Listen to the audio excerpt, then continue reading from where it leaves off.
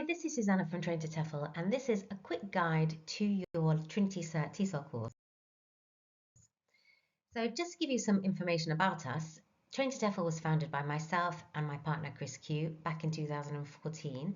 And since 2017, we have run over 20 TESOL courses, supporting over 200 trainees to successfully complete the course. And more importantly, we've been able to provide free English classes to over 1,900 ESOL learners in the Northwest through our teaching practice. So myself and Chris have been working in English language teaching for many years. I did the CertTESOL, in fact, in 2001, and Chris has been teaching since 1995, and we've worked in a range of different contexts in the UK and abroad. I've worked mainly in adult education and teacher training, community English in the UK, and Chris has a lot of experience working in universities. So on the course, you will have access to our TESOL Foundation course, and this is a self-study course that we've put together to support you as you progress. So trainees have access to this prior to beginning a given course, during the course, and crucially afterwards as well. And it's designed to underpin the curriculum and to give you confidence before we start the program, so that you're familiar with terminology, with concepts. It's not assessed, it's not part of the Trinity CertTESOL, it's purely there as a tool to help you. Contains downloadable PDFs. You have interactive tasks to check your knowledge as you're learning, and there is a progress checking test at the end of each unit. So this is a great way to assess how you're doing, to see if there's anything that you need to go over again. And the downloadable PDF is a great resource to keep for your reference. You'll also have access to the TESOL Toolkit. So in the Teaching Toolkit, you'll find sample assignments, you'll find all the documentation that you need for the course. You'll also have access to Trinity Online and a bank of their resources created specifically for Trinity CertTESOL trainees. You should also have your login to Moodle. When you log in, you will find in My Courses, you have access to these 4 areas. So we have 2 areas for teaching practice, where you'll find books and course books and all the audio that you'll need when you're teaching. You also have access to the Trinity CertTESOL Foundation Course, which we've just looked at, and to the Teaching Toolkit. So let's take a look inside the Teaching Toolkit unit. So here is where you will find documentation relating to the 5 units of the course. You will find unit guides, pro formas, videos, and crucially sample assignments from previous trainees. And this is really useful when it comes to writing your assignments, because you'll have a good idea of what you need to produce. You'll also have access to the syllabus, to the timetable, useful websites, diagnostic assessments. Everything that you need is in this area. Each week, after each input session, we will always email you with links and with information about what to look at for the coming week. So you'll always be able to keep track of your studies. So let's dig into what you'll actually be doing on the course. So the course is divided into 5 units. Unit 1 is teaching practice. And here you've got some nice pictures of some trainees involved in teaching practice, both face-to-face and online. So on the course, you will have 6 hours of assessed teaching. You'll be working in groups of 2 or 3, whether that's online or face-to-face. Before you begin your teaching, you'll have the opportunity to observe qualified teachers. That's myself, Chris, or one of our highly qualified trainers. You'll also be observing each other. So that's a key part of the course, is you will teach for an hour, and then your partner will teach for the second hour. And you get the opportunity to observe them, to observe the learners, and each observation is guided, so there's a specific focus for that observation. Also, you'll have lots of support with your teaching practice, particularly at the beginning. So I know for a lot of trainees, this is their first time teaching, and it can be very nerve-wracking. So as well as the hour feedback that you'll have after your observation and your teaching practice, we also offer lots of one-to-one support to make sure that you're confident with your teaching when you go into the classroom. Everyone also has a mid-course tutorial where you'll speak with myself and Chris, and just to make sure that you're on track and to see if there's anything that we can do to help you and support you. Unit 2 is language awareness. So language awareness and skills. This focuses on your subject knowledge as a teacher. So it's about understanding how English works, and also how English is used in communication and how we can help learners develop those skills. So we can think about language awareness as the system, what English actually is. So thinking about grammar, phonology, lexis, which is a fancy word for vocabulary. So on the course, we will have specific input sessions on grammar, on phonology, and on vocabulary and how to teach vocabulary. And there are specific units as well on Moodle that you can look at before we start the input sessions. And language awareness is crucially about how we use the language. So thinking about receptive skills, which are reading and listening, and speaking and writing, which are productive skills. So we'll be looking at how we can teach these different skills, how we can help learners develop the sub-skills of each of these skills. And if you're not sure what a sub-skill is, don't worry. When you look in Moodle and when we have our input sessions, it will all become clear.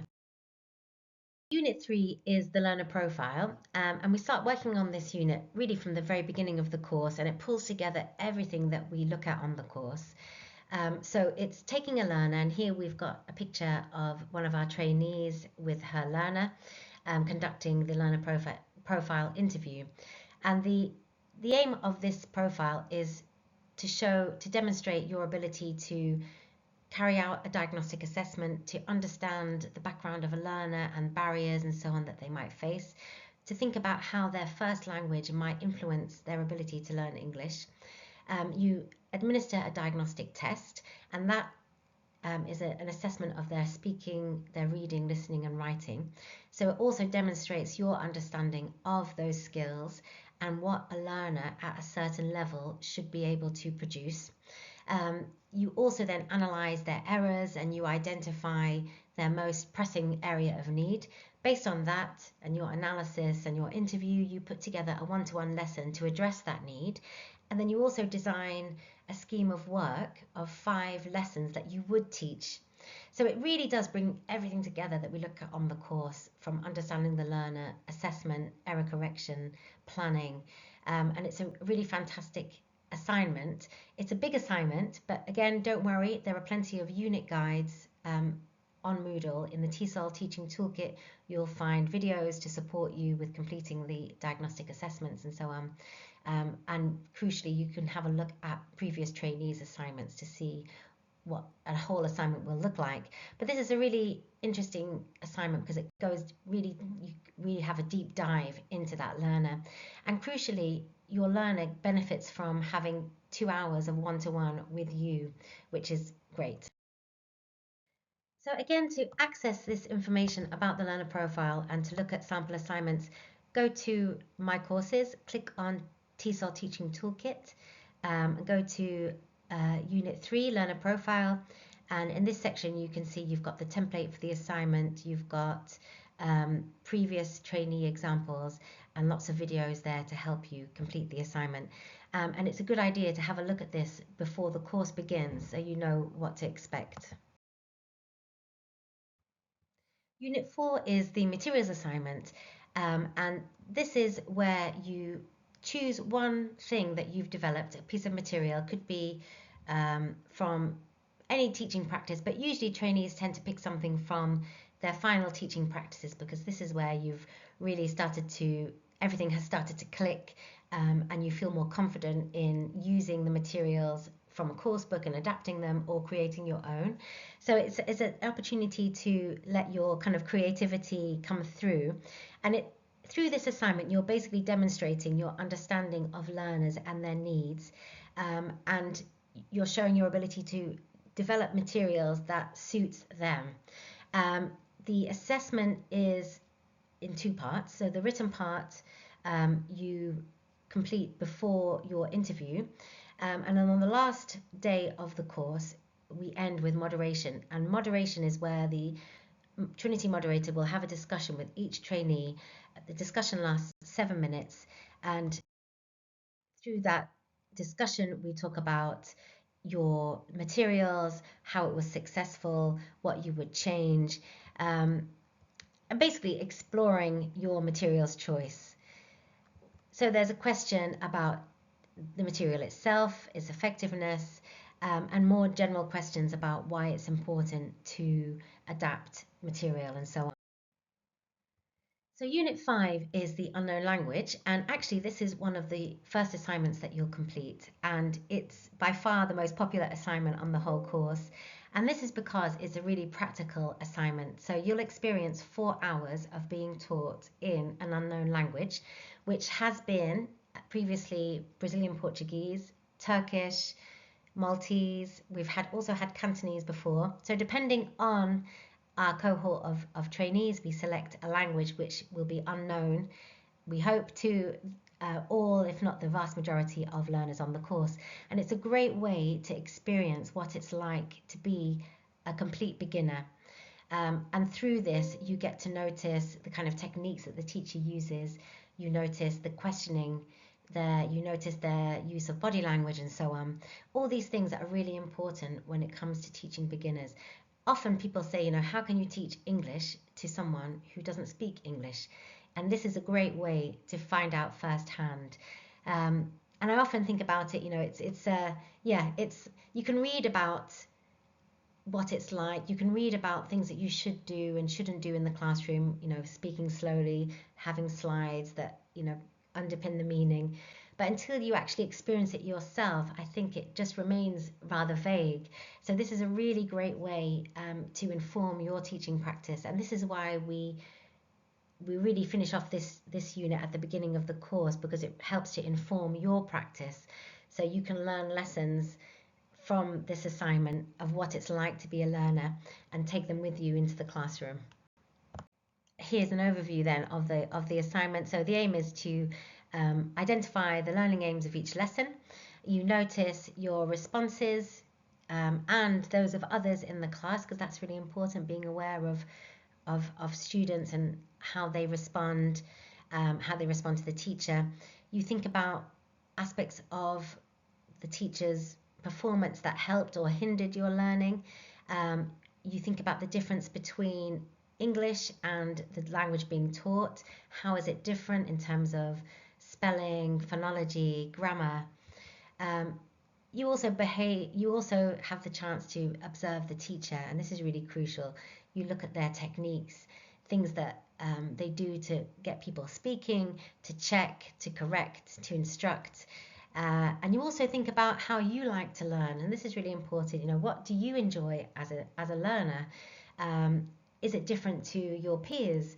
Did you enjoy certain tasks? Why and why not? And it's invaluable when it comes to your teaching practice.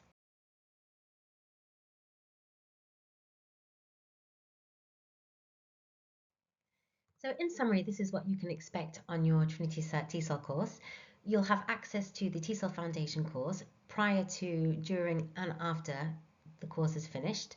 And this is there to help you consolidate knowledge and to gain confidence in your use of terminology to describe grammar, phonology, and on how to teach skills. You'll also have access to the TESOL Teachers Toolkit, where you'll find sample assignments, unit guides, basically everything you need, the nuts and bolts of the course. You'll be teaching real learners, whether that's online or face-to-face, and you'll be teaching learners from established groups, which I think really helps to create a very welcoming atmosphere for new trainees, because the learners are all familiar with each other. There's a very nice rapport already within those groups. So it's a really nice environment to start your teaching in. You'll have 6 hours of assessed teaching practice at 2 distinct levels.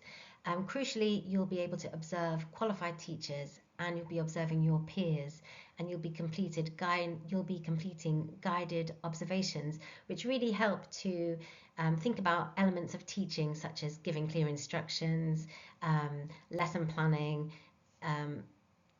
error correction. So there's a specific focus for each observation. You'll be working in small groups very closely with your teaching practice tutors, and one of our strengths, and one thing that we pride ourselves on here at Train-to-TEFL, is that we are a small group of teaching practice tutors. We're a small team, and we make ourselves available to you, particularly at the beginning of the course when you need lots of support, perhaps with your lesson planning and materials design and so on.